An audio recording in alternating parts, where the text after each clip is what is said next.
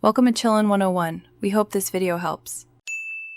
You start now, power the controller off so contacts reset, then open the battery door. Once done, remove any AA cells and align the rechargeable pack's metal contacts with the controller pins.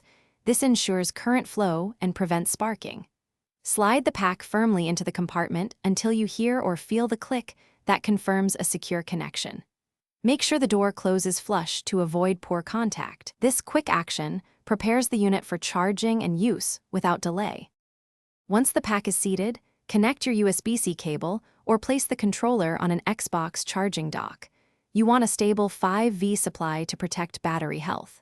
You'll see an amber light, while charging and green when full. Typical charge is about 2 to 4 hours depending on remaining capacity. After the first full charge, power on and press the Xbox button to pair. Make sure the controller firmware is current, so the pack reports accurate battery levels and avoids false low battery warning. You're almost done. Run a short play session to verify expected runtime and check percent in the Xbox guide to confirm accurate reporting.